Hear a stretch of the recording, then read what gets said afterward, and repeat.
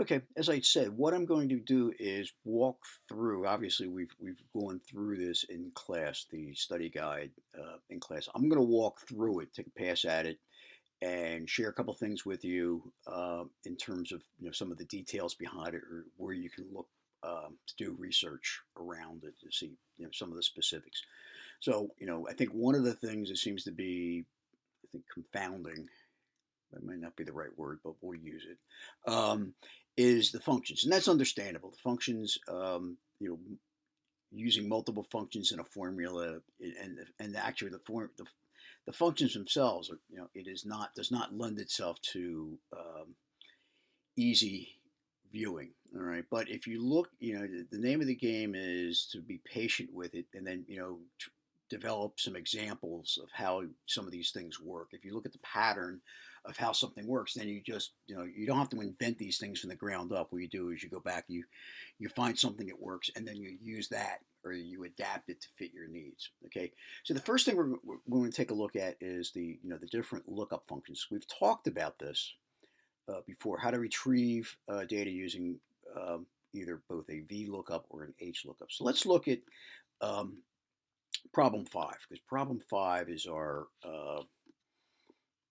is the uh, is the one where we're end up working on this. Okay, so what we want to do is so the way problem five is structured is that the first thing we do is we have a you know a workbook, a couple worksheets, a couple different worksheets. We have a bunch of data that's on the client registration screen. We have a bunch of stuff that's in on a second tab around event details. And then we have a third one that's built around event analysis. All right, so the VLOOKUP that comes into play is really between the data that's in the client registration and the event details. Now, this is actually, there's some tricky little things in here you need to take a look at, because that's, you want to, because nothing's quite as straightforward as you would like it to be.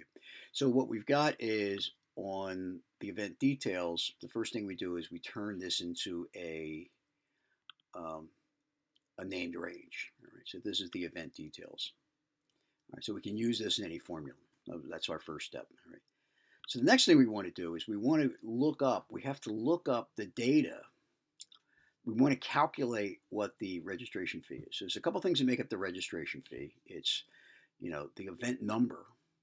All right, each event ID, it has a different, will have a different uh, price associated with it, right? So what we need to do is um, see what the event ID is. All right, and then and we do that by looking into the event details, and then we will pull what the price is. All right, so that's kind of what our first order of business is. All right, so let's take a look at how that is structured. All right, so if we look at this, this is the example here. All right, we're going to use a VLOOKUP. All right, and what we're going to do is we're going to give it the event information, because that's what the key is in that table. All right, and we're going to put the named range. All right. If we didn't have a named range, we would have to, we would have to put the range. We would have to actually put the sheet and the range. But by using the named range, this simplifies this extraordinarily. Okay, so we give it. This is what we want to look up. This is the table we want to look it up in. And then the last two arguments of the VLOOKUP. All right. So the first one is, the way you would read this is, okay, this first one's going to be, what do you do if this is successful? And what do you do if it's false? Okay. So in the VLOOKUP, the way this, and you can use it a couple different ways, but the way we're using it is the VLOOKUP, in this case, is if it's successful, if we find a match between the event ID and the table, what it will do is it'll take the data from the fourth column. All right, so these columns, the table we have here, there are 1, 2, 3, 4. Okay, so the fourth column, we pull the data from the fourth column. All right, This is the registration fee. So what it'll do is it'll find that, go to the fourth, and then return it back to the function. All right. If it doesn't find it, all right, which is the next argument, if we don't find it, what we want to do is, and what this is what we, this reads is, what do we do if we're successful, and what do we do if we don't do it? If we don't do it, we send back a false. All right, so that's an indication that it failed. All right. All right. So that's how the VLOOKUP will work. All right. The name range, give a value. If it's a table, if it's a configuration like this where we have multiple columns in it, we can identify what column we want to pull in. Right? And I can use the same type of query to find what the event type is. Right? So this is going to be a pattern we can use. This is a repeatable pattern. So this VLOOKUP is how we would get data out of a table. All right. This if error. So what we want to do though is, so everything's fine if we get if we get a match. But if we don't have a match and we get an error condition, what we want to do is we want to be able to identify that, because by default what will happen is if we get an error condition, it will put an NA into that field, like an N-A into that field. We don't want an NA in that field.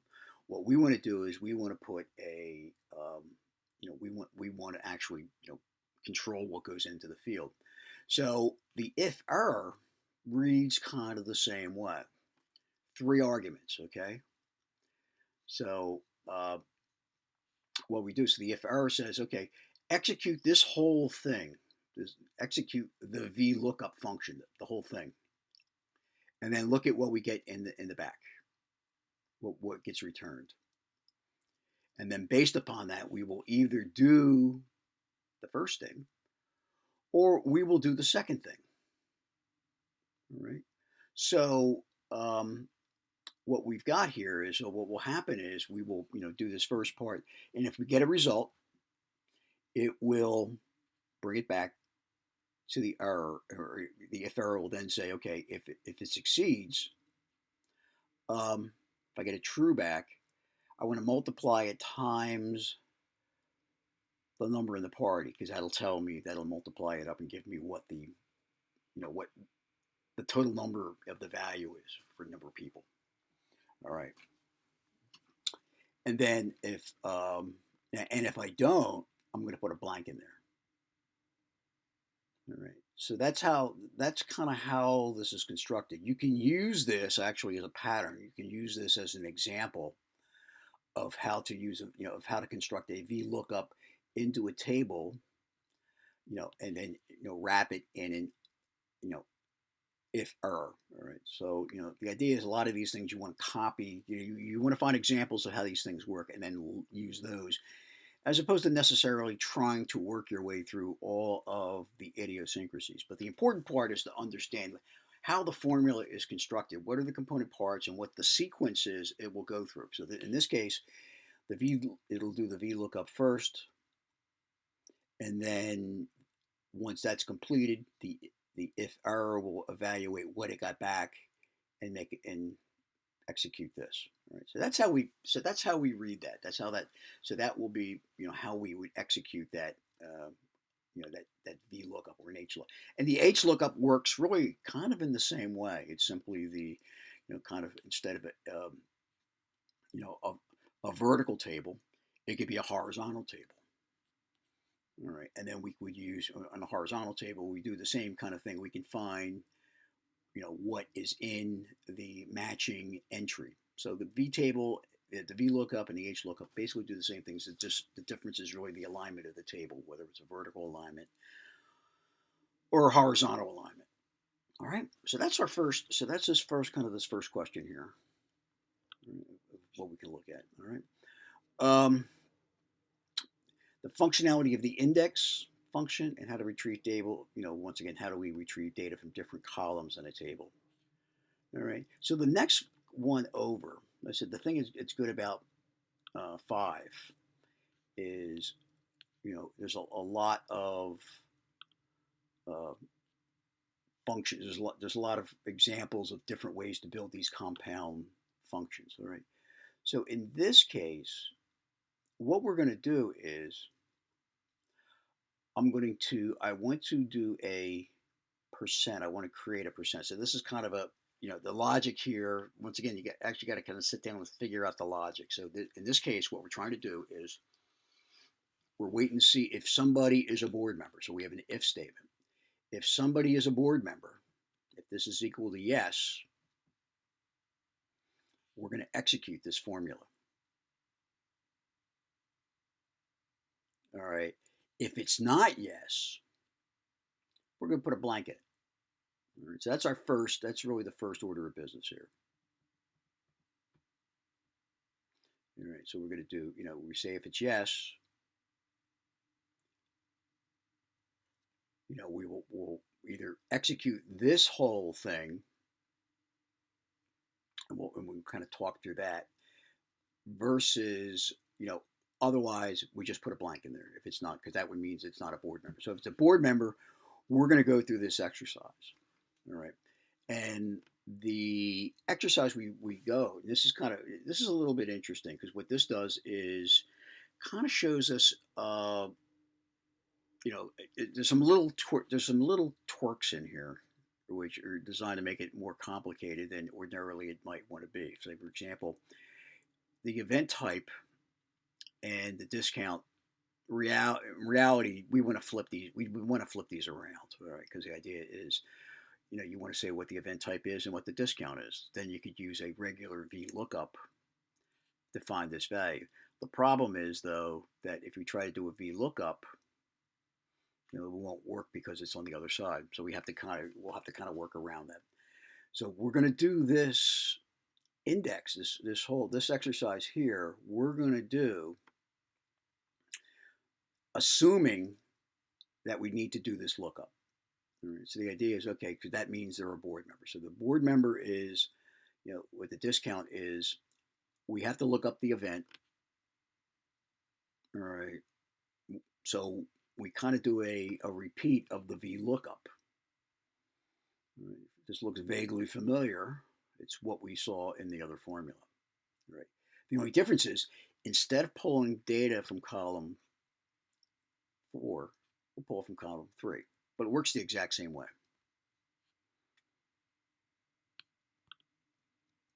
Works the exact same way. So that's what this is right here. And then assuming I get something back, assuming I get a positive on this, all right, what we will do is we will do a match of what that result is, the match of this, against the this range right here, this A5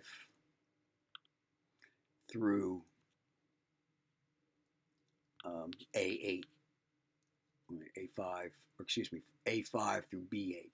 That's this table right here. All right.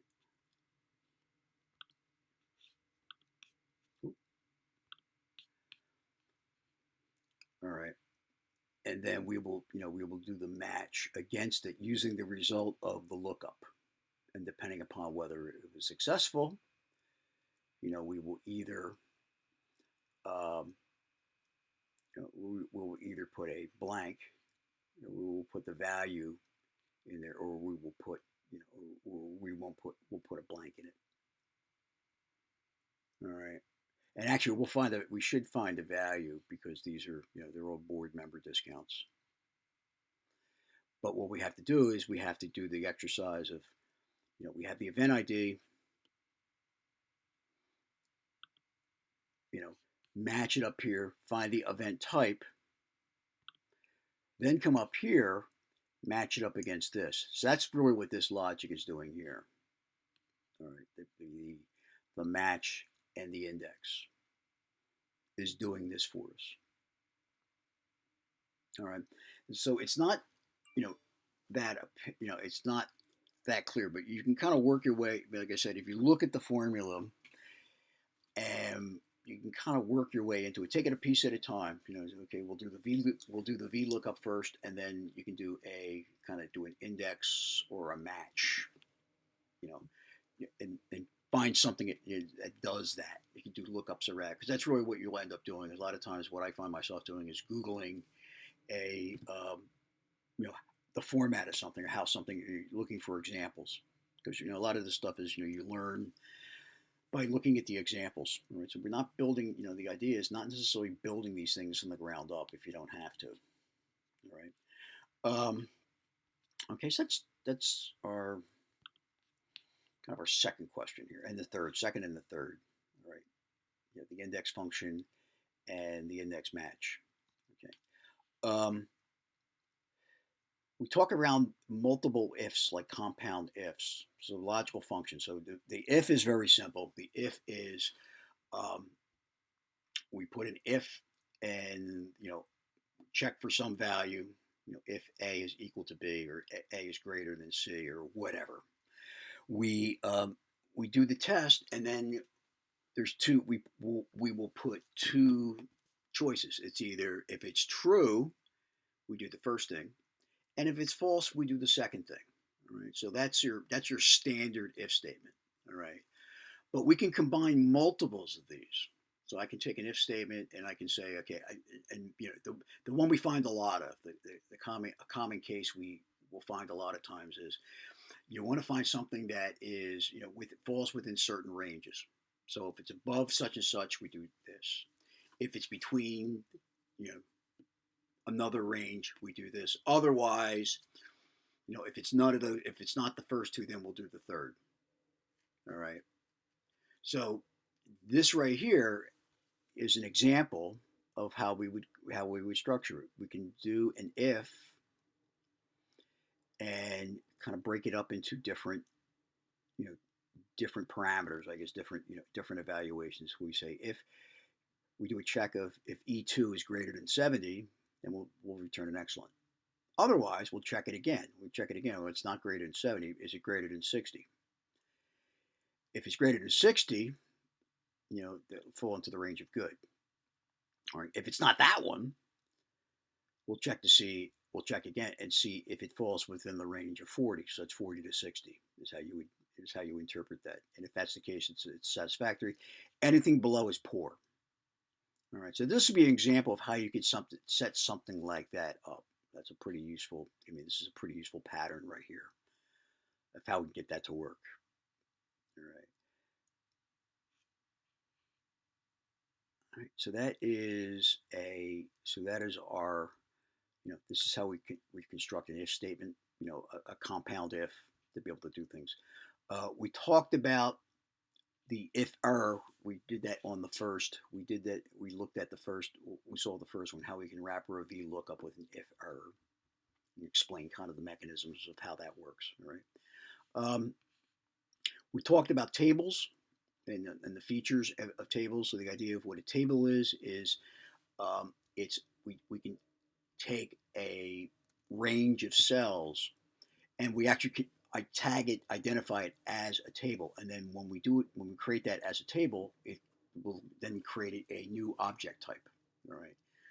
Which will have certain characteristics. Like, for example, it will have filtering built in, all right, automatically. It will have the title row or the titles of all the columns. The column headers will always stay on the screen as we scroll. All right. There's a couple other ones, and then we also, when we do it, we can also we assign what we want the format to look like. So that's all. So those are the features. You want to know some of the features that we do. That what a table can be used for. All right, and really what it is, it allows us to do database-like features and functionality. It doesn't make it a database, but it adds some stuff that kind of makes it work a little bit like a database. So we can do things, especially with using filters and to be able to filter out data and be able to do reduced data. All right. We talked about, the ideas of formulas. Take a look at, just kind of look at example formulas of kind of how these things are. Like the compounds are the ones that are the multiple ones are the ones that you really got to. It takes practice to really get you know to get uh, comfortable with it. So it's sort of a, but for our purposes, I think you can we'll try to the formulas are fairly simple. We're not doing advanced regressions or anything like that. So all right. We talked about how we can group worksheets together and consolidate. So a couple of things we talked about with that. We take a look at if you remember. We can go to a worksheet and we can do. I'm on a Mac, so I'm doing a command click on the tab. So if I do a command click on the tab, and the next tab, the next tab, and the next tab, and the next tab, you'll see it lights up it will, kind of change the background of the tab. And in addition, how we know grouping is working now, or is on this, is that it will put a little tag called group, all right, on the worksheet or on the name at the top, all right. And what we can do is so we can add it. So anything I make, any change I make, will be replicated to all of the worksheets in the same group. So the assumption is that they all look alike. All right. And then to get rid of it, to break grouping, we do we do a right click and select ungroup sheets. All right. So that's the mechanisms by which we can use one of the mechanisms for grouping. We also talked about, you want to take a look in the book around when we talk about the idea of a 3D formula. So the idea is we identify a range of sheets, um, and then what after we define the range of sheets, what cells we want to take, or what range of cells we want to take within that. So there's some examples in the book around, or you can just actually just take a look online for 3D formulas and see some examples of what these things look like.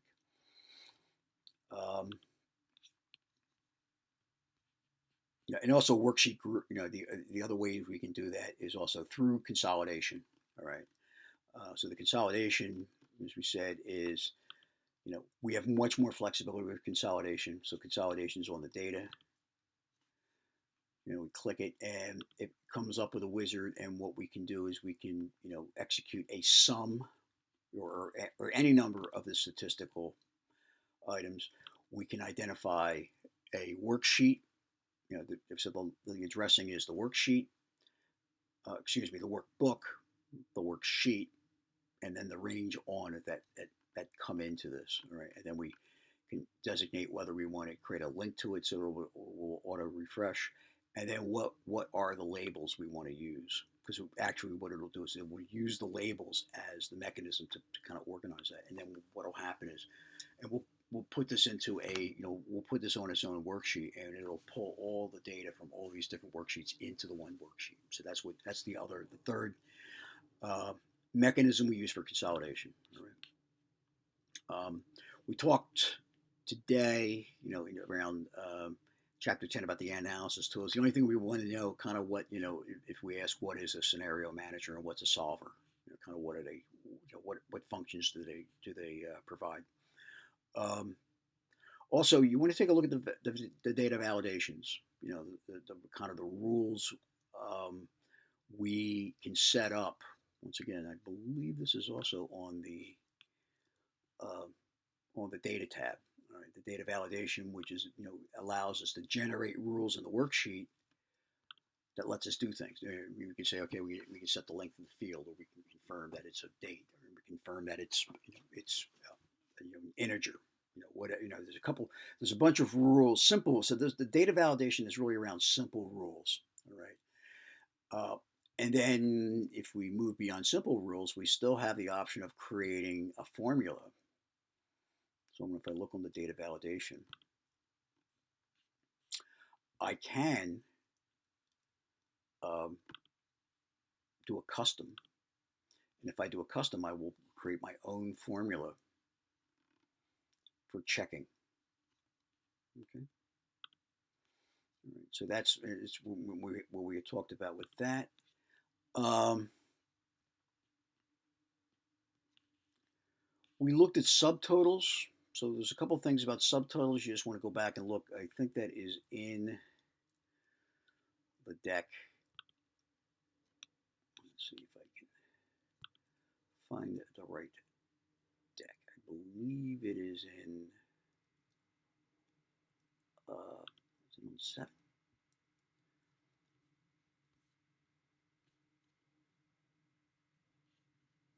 There's a summarization templates. I don't think it's in that one.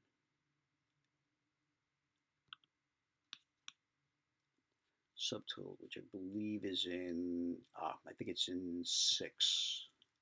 So the subtotals were around how, I think it's also part of how we do consolidations. So it's within that, kind of falls within that family of products, which I believe is going to be 6.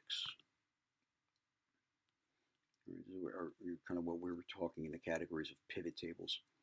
And we were talking about, so what we're talking about here is really this, the subtotal function and, its behavior, right? So depending upon what we call, what we feed the parameter, what parameters we feed to the subtotal function, will determine what it will do, all right? So if we look at this on this slide right here, if we give it a 1, what it will do, it will calculate the average, all right? And what it will also do is it will also, if we hide fields like the filters and stuff like that, it will still, the total will still include that. And then a 101, all right, will it'll calculate the average. But if I hide the fields, if I hide rows um, in the worksheet, what it will do is it will then convert that. It'll then recalculate that to take those values out. All right. So it's really just looking at the kind of, this is the you know, some of the alternative ways we can use the subtotal uh, function. So we're gonna go back and take a look at kind of review that.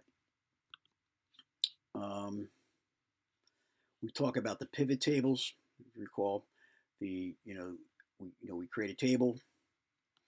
We go to on our from our functionality wise.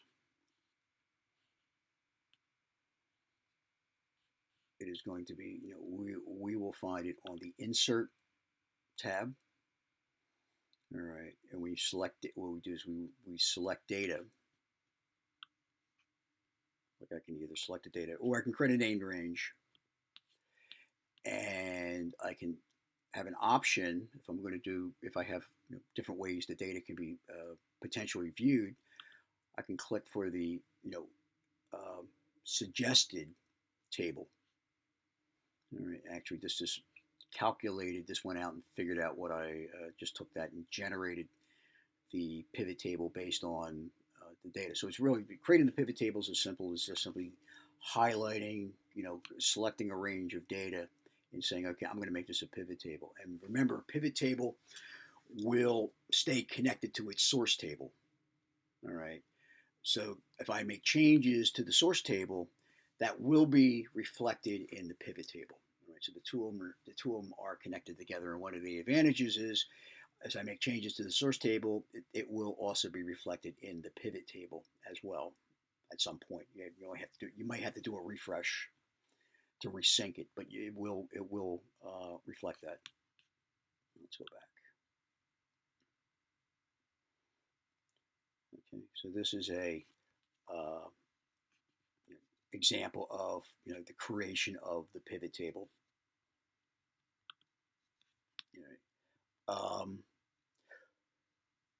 Also, take a look.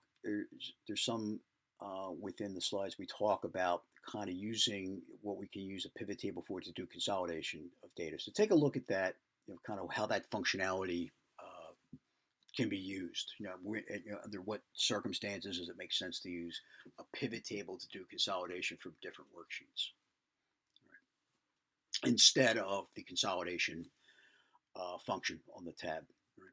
Right. We talked about Excel templates. The idea is that it's a pre-built function, pre-built worksheet, workbook, um, which can be used to jumpstart functionality. So the idea would be, as we were talking about, if we were using some of the modeling techniques, if we were doing an analysis of a break-even analysis, first thing we could do is go back out to do a search, Google search for, Excel templates break-even, and you'll have a choice of about maybe 20 or 30 different ones that you can use to start with.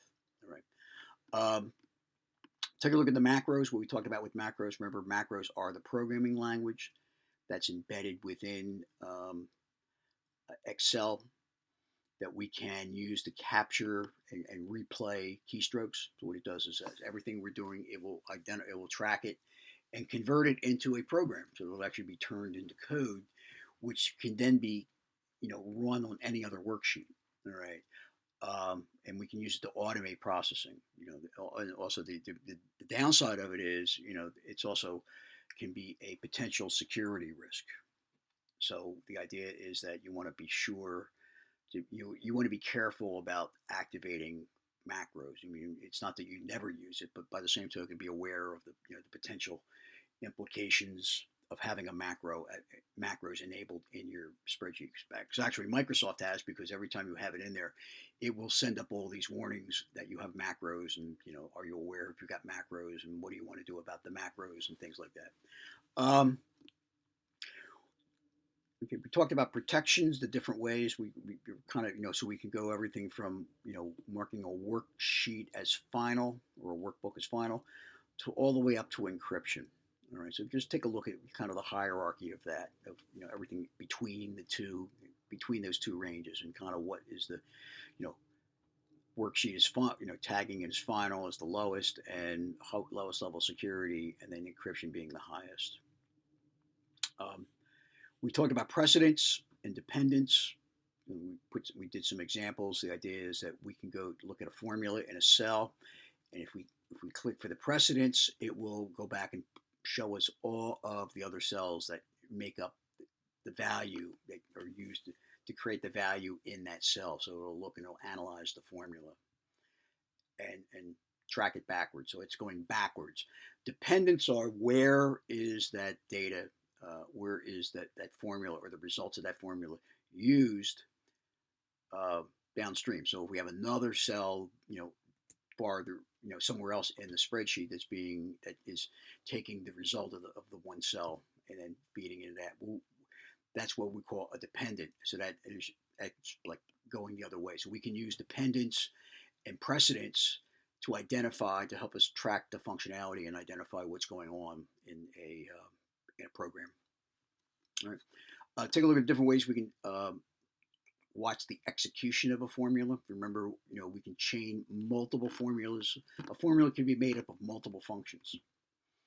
All right, so we have the ability to, with these tools, and these are more Windows tools, not Mac tools, but we can do an evaluation of the formula where we can step by step walk through the execution of each of the individual functions and see how it flows. The watch windows lets us look at the values that are maintained in the cells. All right, so this is specific to a formula in a cell. This is kind of a bigger picture. We can find a whole bunch of stuff and then kind of see what's happening as things are being executed. All right, talking about circular references. What is it? It's a reference. If we're a cell, the formula in a cell references the cell itself.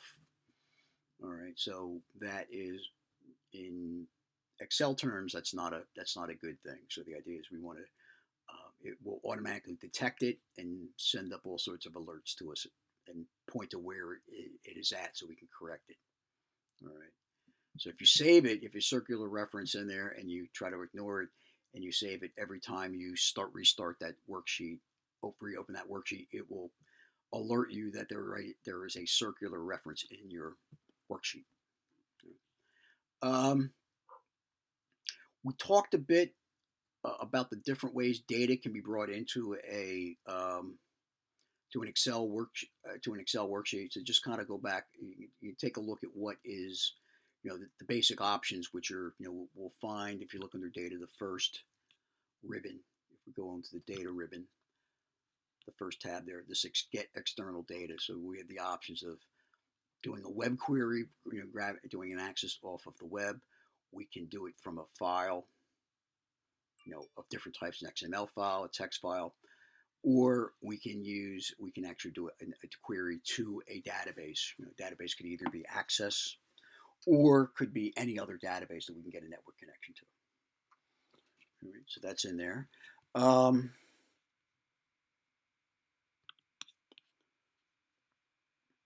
The different tools we talked about, and this is today around this whole idea. This is from chapter 9, the different kinds of tools that we can use to review and clean data that we load into a worksheet. So, the text to columns, the flash fill, and the remove duplicates. All right, so those are the three of the tools that are specifically designed to help us clean data. Improve data quality, identify and correct issues. All right.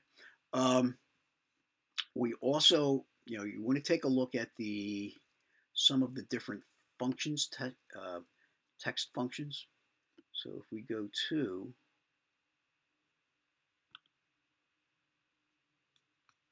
I believe this would be in chapter 9, what we talked about with 9. You want to take a look at, this some of the different functions we can use.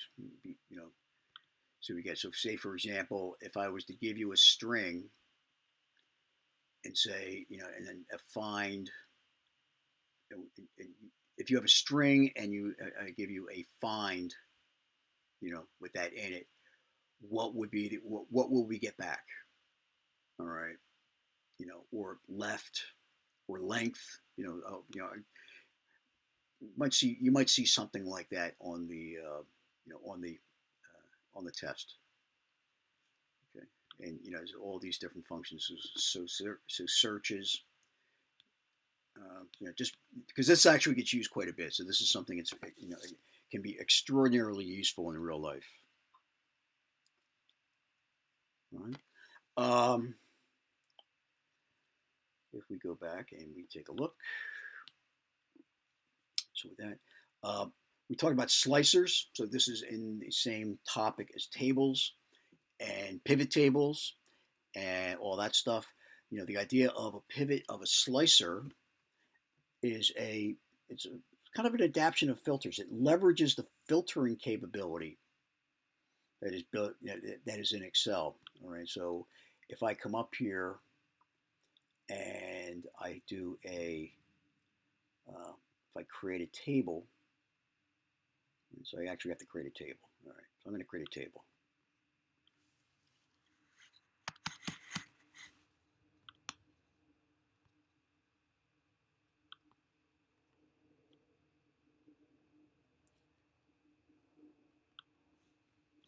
All right, and I'm going to convert this into a table. All right, so the way we do this again is we do this with the insert, and we'll say table. All right, and I don't have any headers. I'll just use the data. This is the data for the table. All right, so it just put a column. It put its own column in it. Columns 1, 2, 3, 4, 5. All right, 1, 2, 3, 4, 5, 6. What we can do though is the slicer. So as you can see, when I created this table here, it automatically created these filters. All right, so if I click the filter here, I see 1, 2, 3, 4. I can do select all. So there's only 2 values. Now if I let's change some of these values.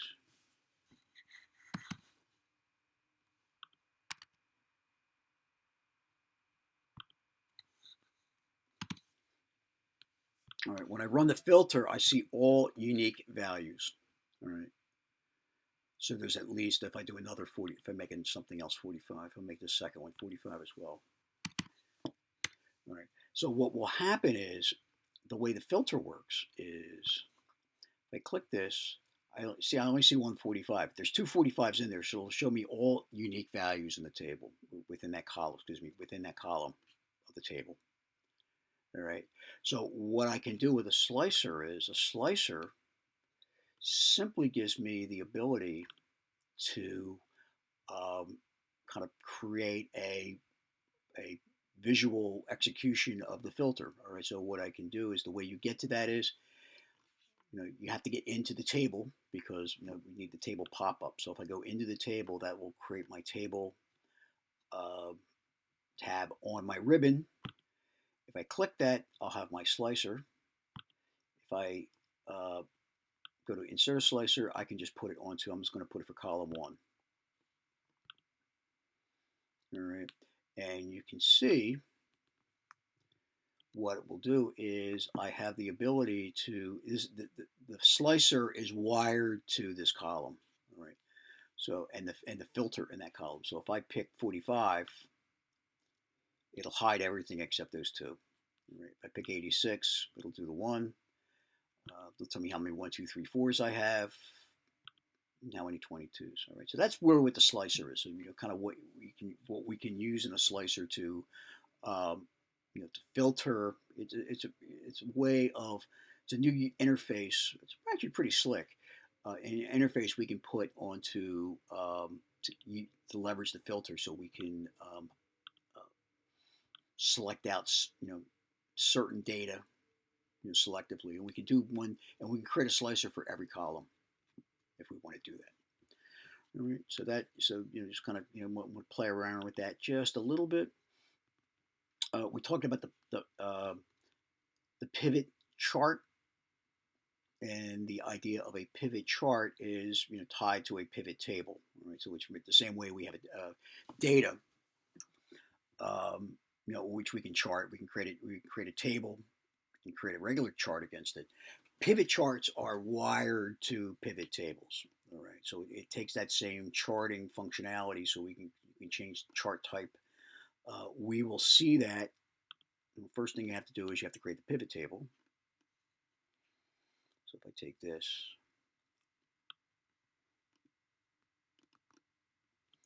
and I will make an insert, and I'll create that, turn that into a pivot table. I'll use a table or a range. I'll use the range, and I'll put it in a new worksheet. All right, so this is my new pivot table here. So I can kind of play around with it. I have my sums,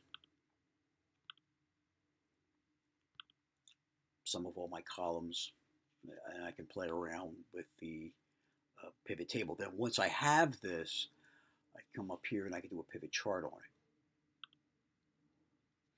it, and it will give me the ability. A lot of the same stuff we can do. I can actually add slicers into it as well. I can move the chart. I can change, the fields. I can change the. Actually, I can change the chart itself. I'm trying to think where I got here. Options. That's not that.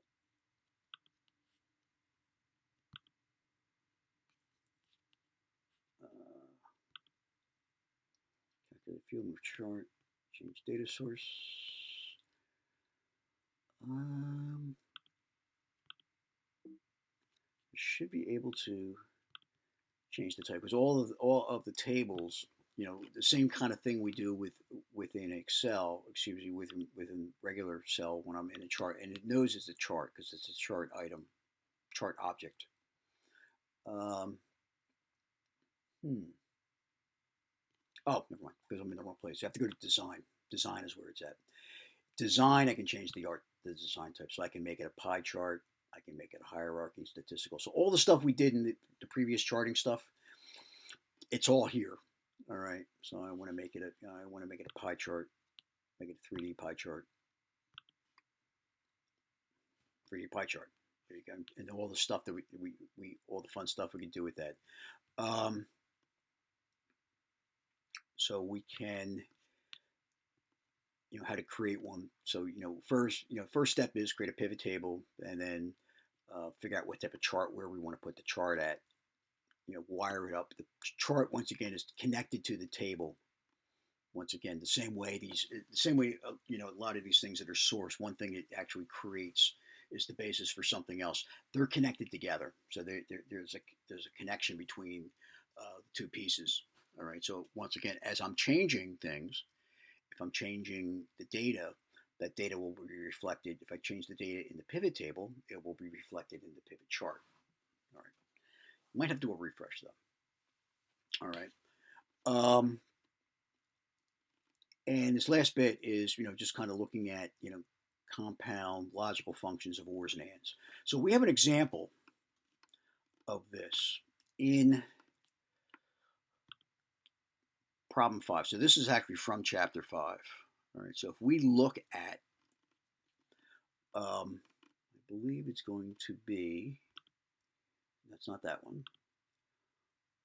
It's not that one. I think it's the Friends discount. The Friends discount. All right. So the way the Friends discount works is we have to check a whole bunch of logic here. So we have two sets of conditions. All right. First one's going to be if the person is a board member.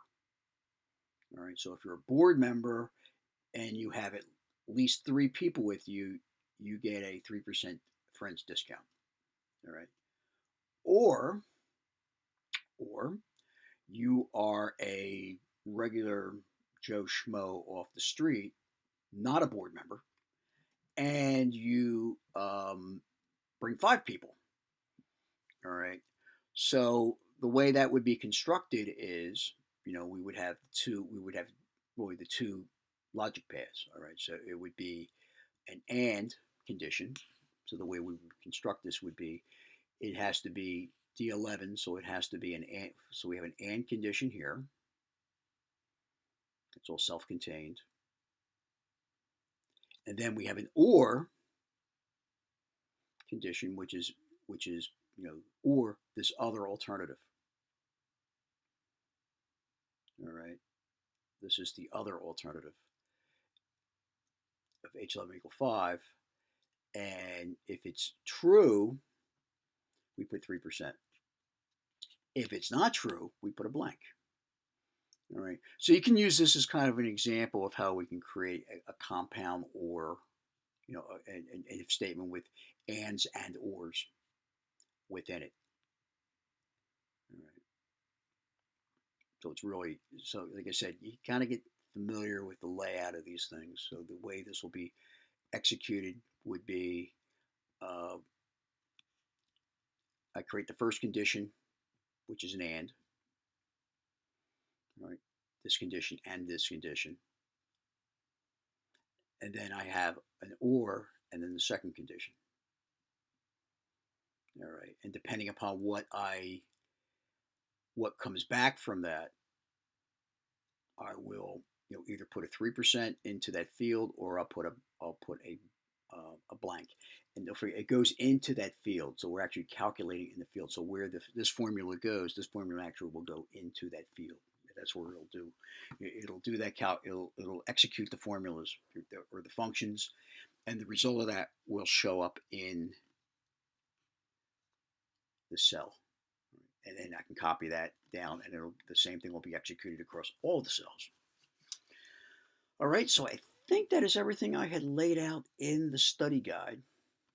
All right, so take a look at it. If you have questions on it, as I said, I have office hours, depending upon when you see this. I'm doing this at night, so this would be either tomorrow morning, or it would be later today. So depending on what section you're in, it's either 10 to 11, 11 to 12, or 12 to 1. All right, so I'll be around. Or if you still have questions or other questions, just send them to me. I'll take a look at them, and I'll try to get back to you. Okay?